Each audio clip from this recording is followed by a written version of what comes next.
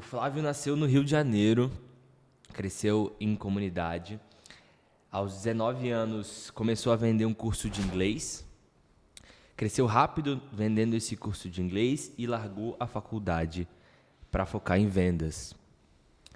Aos 23, pegou um empréstimo e abriu a própria escola de inglês com um cheque especial, 250 vezes o salário mínimo, com 12% de juros ao mês.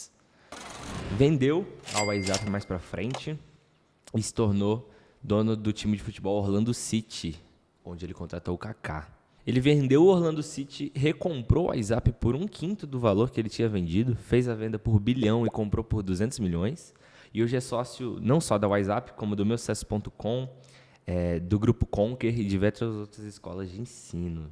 A história do Flávio, ele realmente é um empresário que a gente tem que tirar o chapéu. E o que ele frisa muito é a questão de equity, né?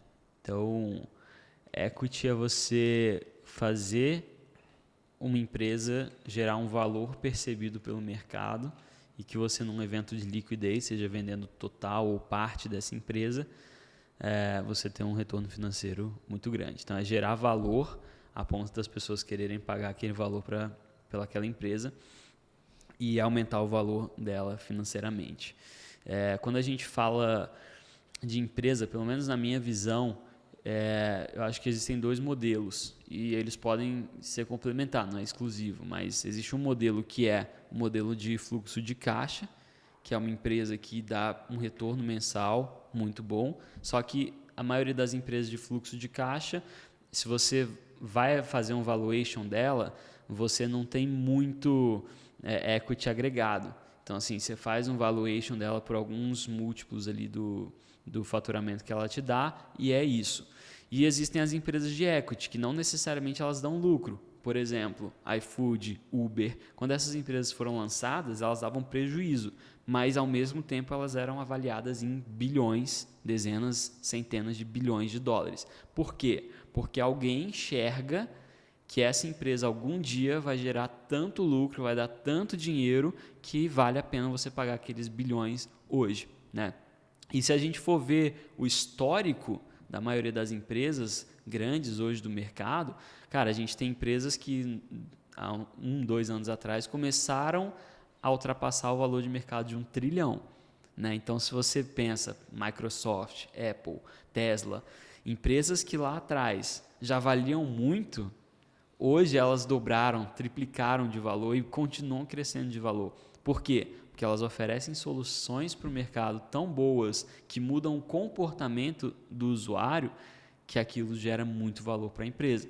Nem todas elas têm um lucro operacional, um faturamento mensal, um fluxo de caixa nas alturas. Não estou falando dessas 3, mas outras. E isso é interessante. E o Flávio ele conseguiu realmente se tornar um mestre em gerar equity, gerar valor. Então, tudo que ele faz é pegar uma empresa, adicionar valor e vender essa empresa. Então, isso é fenomenal na história dele. E um cara que começou literalmente do zero, né? Que a mentalidade dele realmente foi, vamos vender, vamos vender. Porque o que faz uma empresa estar viva são os clientes. É ter gente pagando para aquilo funcionar. Falando de Flávio Augusto, você acha que a grande sacada é essa mentalidade de equity? Eu acho que antes de você chegar no equity, você tem que chegar na venda, você tem que fazer o negócio operacional, né? Então, a grande sacada dele foi aprender a vender. E isso é o que ele fala também. Ele aprendeu a vender. Depois disso, ele aprendeu a ensinar pessoas a venderem o produto dele. E aí ele sai dessa função direta de vendedor e ele gerencia os vendedores. Então, você tem um monte de gente fazendo essa venda. Então, você capilariza o teu comercial e você consegue ter muito mais clientes. Porque se ele, Flávio, durante, 8, 10 horas que ele trabalha no dia, ele consegue fazer 100 ligações, supondo, se você tem 10 pessoas fazendo a mesma coisa, você consegue fazer 1000 ligações. E assim por diante. Então, você tem um fator multiplicador. E aí sim você começa a pensar em equity. Né? Beleza, eu consigo ter muito cliente, eu consigo ter muita recorrência, eu tenho um nível baixo de clientes que cancelam a matrícula. Tudo isso cria números na empresa que justificam ela ser valorizada a múltiplos cada vez maiores. Você falou de recorrência, eu acho que o Flávio tem uma coisa muito legal, que é de modelos de negócio muito claros que ele investe, né? Todas as empresas do Flávio, a maior parte, vem de um segmento com menos tributação, que é a educação, com vendas recorrentes. Então, o cliente que ele fecha tem um LTV, uma vida muito maior e com margens excelentes, porque não é um varejão que ele está vendendo o produto por produto, né? Ele sai dessa venda de commodity. Você acha que isso foi importante para o Flávio chegar onde ele chegou? Com certeza. O Flávio ele fala em 3 coisas. Recorrência, escala e margem. Recorrência, escala e margem. Então, a recorrência é você ter uma pessoa que te paga todo mês. A escala é o quão escalável é o seu produto. Por exemplo, se você vende um infoproduto, um e-book, você pode vender ele ilimitadamente. Enquanto tiver gente para comprar, você pode comprar. Agora, se você vende pintura de parede, você é o pintor, você não tem escala, porque você consegue dedicar X horas por dia para fazer pintura. Então, se tem 100 pessoas querendo te contratar, você não vai conseguir atender. Agora, se tem 100 pessoas querendo comprar um e-book, você consegue vender. Então, essa é a escala. E a margem é você ter um modelo de negócio cada vez mais enxuto, que o quanto você recebe do cliente, qual parcela daquilo é o seu gasto para atender aquele cliente. Então, se sua margem é muito grande, melhor vai ser o seu modelo de negócio. Se você tem uma margem pequena, você tem que ter muita escala, você tem que vender muito produto. É o caso, por exemplo, de supermercado. A margem dos supermercados costuma ser pequena. Há uns anos eu li uma matéria que a margem do Pão de Açúcar, do grupo Pão de Açúcar, era de 1 a 3%. 1 a 3% é muito pequeno. Mas é 1 a 3% de bilhão. De bilhão. Eles vendem muito, então acaba sendo muito também. Então, esses 3 fatores, margem, escala e recorrência, criam um modelo de negócio que o Flávio gosta de trabalhar. E que, se você conseguir otimizar os 3, você tem um modelo de negócio perfeito. Imagina você ter um negócio que você ganha muito e gasta pouco, que você pode vender ilimitadamente e que as pessoas te pagam todo mês. É um modelo de negócio perfeito. Quando fala de Flávio Augusto, é difícil não comentar do Geração de Valor, do GV, projeto que formou e inspirou muito empreendedor, inclusive a gente que está aqui, que foi um dos primeiros a fazer isso que a gente está fazendo, podcast também. Como você acha que isso se complementa na trajetória do Flávio? O que você acha que ele enxergou no GV? Lá atrás, há 13 anos, 20, não sei quando ele começou.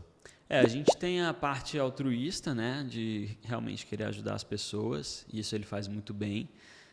Quando você chega num nível desse, realmente essas coisas começam a pesar mais, né, de você conseguir ajudar as pessoas. E eu acredito genuinamente que ele faz isso por querer ajudar. Ele se enxerga o Flávio lá de trás e quer fazer com que as pessoas também possam crescer igual ele cresceu. E também tem uma parte muito estratégica, né? O Gary Vee, ele tem um livro que é o Jab, Jab, Jab, Right Hook, né? Que é você ficar dando jabs e depois dar um direto, né? A mentalidade por trás disso qual que é? É você entregar muito valor, jab, entrega valor, entrega valor, entrega valor, e depois você vai pedir a venda, né? Que é realmente o direto, assim por dizer. Uhum. Então, todo mundo que está em rede social, e o Flávio usa a plataforma dele também para vendas, obviamente, todo mundo que está em rede social que usa essa mentalidade acaba se dando bem, porque a rede social ela é muito democrática. Se a pessoa não achar valor no que você faz, que você entrega de conteúdo, ela não vai te seguir. Você não vai ter audiência. Quanto mais valor você entrega, valor de verdade, maior vai ser o número de pessoas que vai ser atraída por aquilo. Então, se você entrega valor, atrai pessoas. Entrega valor, atrai pessoas. Entrega valor, atrai pessoas.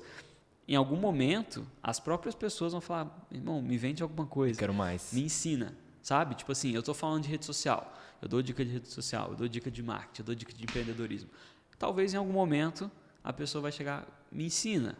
Me dá um curso, me dá uma mentoria, e aí você faz a venda, e aí é que você vem com um direto. Então, na trajetória do geração de valor, eu imagino que surgiu como realmente alguma coisa de fornecer conteúdo, mas é uma plataforma também muito conveniente para você gerar vendas e gerar valor financeiro para o próprio Flávio. Não só para projetos que dão lucro para ele, mas também para projetos que ele ajuda, por exemplo, o Gerando Falcões, né? Ele deu muita publicidade para isso uma época e isso realmente gerou um impacto muito grande. Então, quando você tem audiência, quando você tem exposição e você atinge muitas pessoas, você consegue fazer os dois. Você consegue fazer o bem, você consegue gerar valor ajudando, mas você também consegue gerar receita com isso. O que eu acho muito bonito de assistir agora que toda essa trajetória já tem uma bagagem muito grande é ver com o ecossistema que se formou, tanto o ecossistema das empresas como o Flávio conta, né, que ele conheceu os sócios dele hoje na Conquer, porque eles seguiam o GV e foram no estádio do Orlando implorar para falar com ele. Como os pontos vão se amarrando e vai se criando esse senso de comunidade em volta da pessoa, né? É uma comunidade muito forte ali que ele tem e isso é uma característica do líder, né? É uma característica do líder e é uma característica também, voltando a essa questão da rede social, que você gera, tipo assim, você não sabe quantas pessoas você está impactando e quem que você está impactando, mas com certeza você impacta gente que pensa igual e que quer se tornar seu sócio, que quer também te ajudar a fazer crescer outros projetos e tal. Então isso também é muito legal. E eu vejo também como sendo uma plataforma muito respeitosa, assim. As pessoas, é um nicho que tem uma mentalidade muito parecida, muito próspera, assim, de realmente querer ir atrás e conquistar e querer aprender e mudar de vida, sabe? Então acho que isso ele conseguiu fazer bem feito também.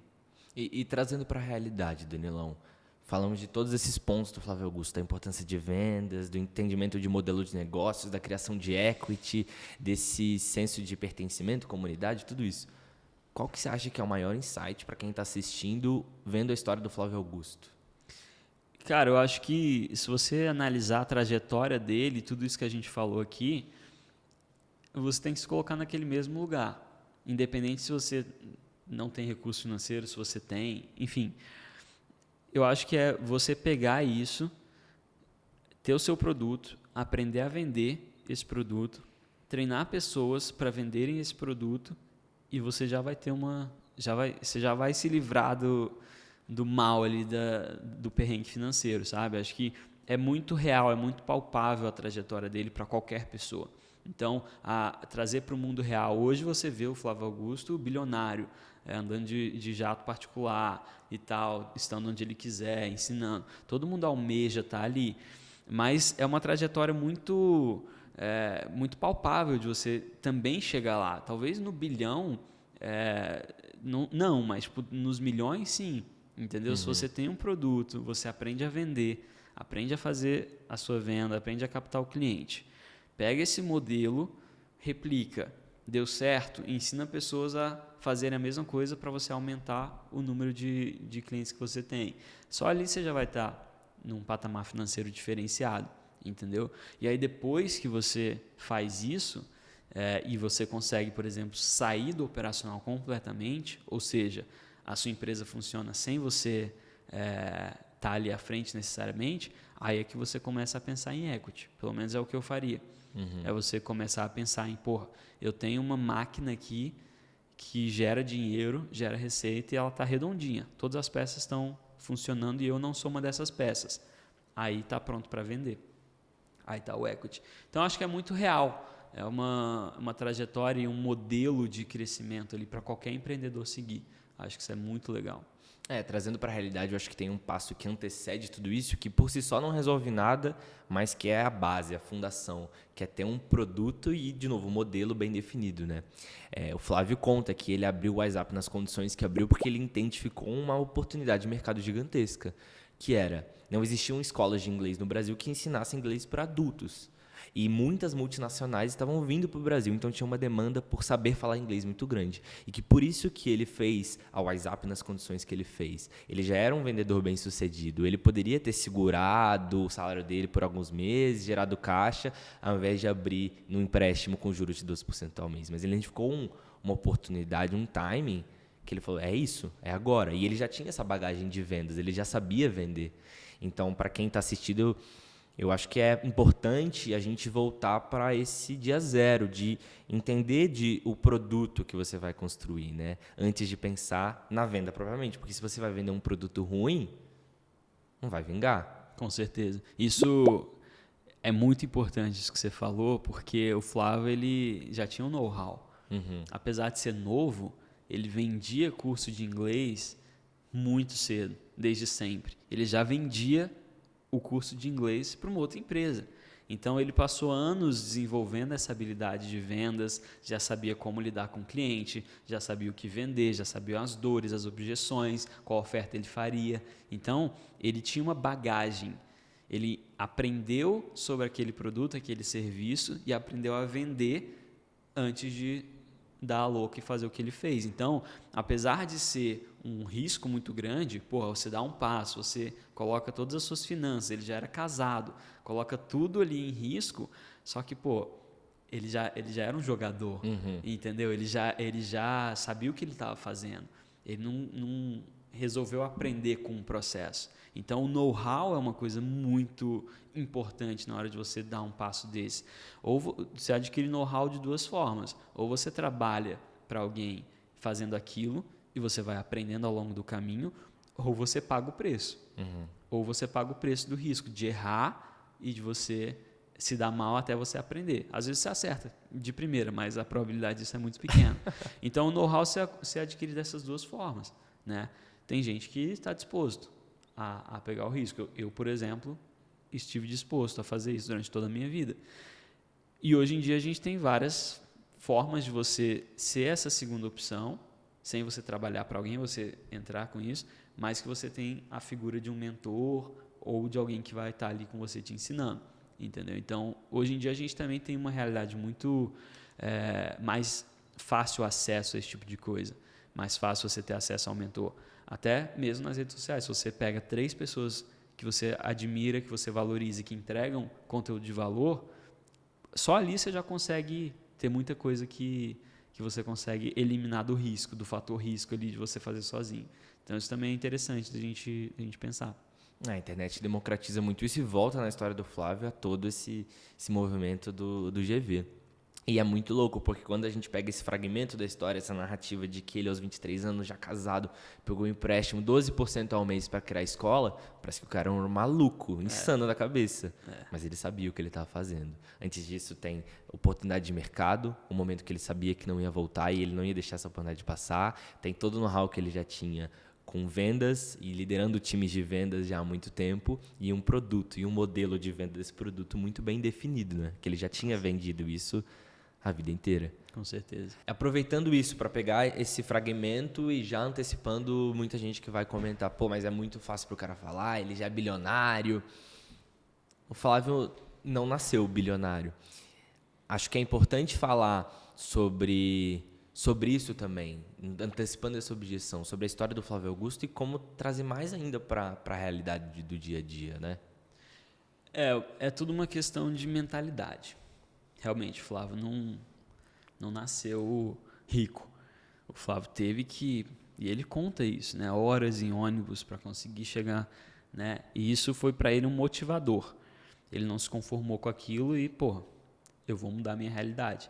É a mentalidade, a resiliência.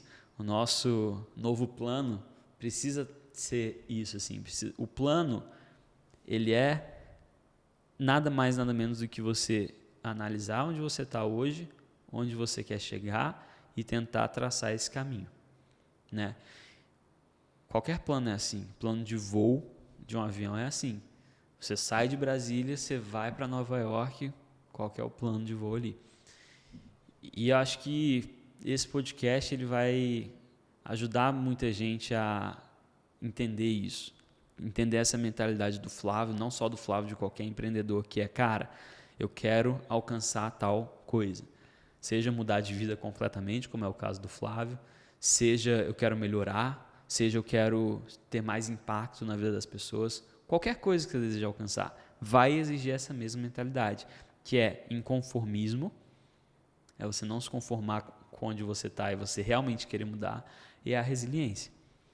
É você falar, cara, eu vou aguentar qualquer pedrada, eu vou superar qualquer obstáculo, não importa o quanto isso exija de mim, eu vou chegar lá. Então, sei lá, vamos ilustrar aqui, né? Imagina que você está passando por um caminho E nesse caminho, você está aqui, você quer chegar aqui e tem todos os obstáculos no caminho. Vai ter obstáculo que é fácil você passar. Tipo assim, uma poça de água. Fácil passar. É um obstáculo, mas é fácil. Vai ter obstáculo que vai te exigir um esforço muito grande. Tipo assim, um muro para você escalar. Vai ter obstáculo que vai te exigir, durante muito tempo, uma resiliência. Então, uma areia movediça, por exemplo. Você precisa se esforçar muito durante muito tempo, você não vai ver progresso, mas você está lutando contra aquilo. Então, assim, é analisar isso. A mentalidade do empreendedor é essa. Cara, é a resiliência. Vamos partir para cima, independente do que aconteça, eu vou chegar lá. Flávio Augusto é um dos milhares de exemplos que a gente vai tratar aqui nesse podcast, que fala muito bem sobre como ser resiliente e como alcançar seus objetivos. Você apontou muito bem. E falando sobre o plano, a única certeza que a gente tem sobre um plano é que ele vai dar errado. Quão errado ele vai dar ou não, que define um bom plano de um plano não tão bom. E a resiliência entra nesses momentos, né? Quando o seu plano dá errado, quando você aposta as fichas em uma coisa e ela não acontece da maneira que você imaginava, e nunca vai acontecer. É muito importante falar isso. Quantos momentos da sua própria trajetória, o próprio Flávio Augusto, eu ouso falar isso, ele não pensou em desistir. Ou você encontra uma encruzilhada que você fala, eu não sei como eu vou passar desse momento. E a resiliência está aí, dia a dia, quando você vê, desafoga. É isso. Eu sou uma pessoa que gosta de falar de Deus, né? E eu acho que isso é importante, assim, de falar. Os sonhos das pessoas são sonhos que não existem por acaso. Eu acho que a transcendência do ser humano, independente de qualquer religião, a transcendência do ser humano de conseguir fazer esse exercício de sonhar com algo, de imaginar um cenário diferente, isso é só do ser humano. Um cachorro não sonha com uma varanda diferente que ele vai ficar. Ele não sonha com um prato diferente que ele vai comer. Ele não sonha com os filhotes que ele vai ter. O ser humano é o único ser capaz de fazer isso. Isso não é à toa. Isso não é à toa. Então, se você tem um sonho e você acredita em Deus, como eu acredito, esse sonho jamais poderia estar na sua cabeça se ele não tivesse sido sonhado por Deus antes. Então, isso precisa ser um motivador também. Não sei se você acredita, João, mas eu acredito que às vezes as pessoas que estão escutando também acreditam. E para essas pessoas é que eu falo isso. A sua resiliência, ela não precisa estar fundamentada só em você. Pelo menos a minha não está. Eu acredito que se eu tenho aquele sonho, e se ele é um sonho pouco egoísta, pouco idólatra, pouco só para mim e mais para as outras pessoas, mais me incluindo também, esse pode ser um sonho que foi sonhado por Deus. E se Deus sonhou isso para mim, por que eu não vou conseguir alcançar? Essa é a minha mentalidade, pelo menos. Quem sou eu para achar que eu não tenho os recursos necessários para chegar lá? Essa resiliência para mim é fundamentada nisso. E talvez isso tenha me ajudado muito ao longo do meu caminho. Eu não sei como é que é o Flávio, eu não sei como é que é o João, mas para mim, Danilo, foi assim. Em momentos de dificuldade, é olhar para cima e falar qual que é o próximo passo. Porque o plano, ele exige um caminho. E um caminho ele é trilhado com passos. Então, qual que é o próximo passo? O que eu preciso fazer diferente? O que está acontecendo que, ao meu redor, nas minhas circunstâncias, que eu preciso prestar mais atenção e falar, talvez seja por aqui e não por ali. Entendeu? Então, isso para mim é fundamental. O empreendedor, e eu acho que essa é uma característica de poucas pessoas, o empreendedorismo, o empreendedor, ele precisa saber que ele tem um caminho alternativo. Que, cara, pode demorar quanto tempo for, mas se você consegue sonhar aquilo, e aí o Walt Disney falou isso, se você consegue sonhar, você consegue alcançar. É só uma questão de por onde eu vou, o que eu vou fazer. Tem um muro na minha frente, eu vou correr e passar por cima, eu vou escalar, eu vou cavar um buraco por baixo, eu vou dar a volta. O que eu vou fazer com aquele muro? Mas eu vou passar por ele. Essa é a mentalidade resiliente do empreendedor. Eu concordo muito com você, Delano. Eu acho que você colocou de uma maneira muito bonita. Enquanto você falava, eu fiquei pensando no exemplo daqueles sonhos que não dão certo. Eu gosto de acreditar e queria te ouvir sobre isso também, que não é que não deu certo. Um sonho sempre vai te levar para um lugar melhor. E que às vezes a gente precisa passar por certos desafios e certas frustrações para entender que o que a gente queria não era aquele primeiro lugar. Quantas histórias trazendo para o empreendedorismo a gente tem de pessoas que quebraram a primeira empresa. Você pega a história do Caíto Maia, a primeira empresa dele de óculos quebrou. O fundador do KFC, que conseguiu criar o KFC aos muitos anos, né? E acho que é importante falar sobre isso também, até trazendo, por exemplo, do Flávio Augusto, porque senão a gente... E antecipando algumas objeções, fala de pessoas muito fora da curva e quem está assistindo talvez não se conecte, porque pensa, poxa, o meu sonho não deu certo, mas talvez só não tenha chegado ao final sua jornada. A vida só acaba quando a gente para de respirar. Tem muita coisa para a gente construir. E aí entra a espiritualidade, religiosidade ou não. Às vezes o propósito de Deus para a sua vida é diferente. Isso não é ruim. Às vezes é maior, melhor. Não sei. Com certeza. Você só fracassa quando você para, né? Você só fracassa quando você para. E isso é muito real que você falou, assim, às vezes não, a maioria das vezes o seu plano inicial precisa ser mudado. O que não significa que você não vai atingir o seu destino final, né? Às vezes é isso. Mas da mesma forma que um avião faz um plano para sair de Brasília para Nova York, às vezes o tempo ruim faz ele pousar em Washington, às vezes isso acontece com o nosso plano também, com os nossos planejamentos, com os nossos objetivos, e não tem nada de ruim nisso. O que não dá para fazer é você insistir numa coisa de novo, de novo, de novo, na mesma coisa, e você dar com a cara no muro, e você falar, pô, eu vou continuar tentando bater nesse muro até ver se ele desmorona. Não, às vezes tem outras formas de passar por aquilo. Recalcular a rota.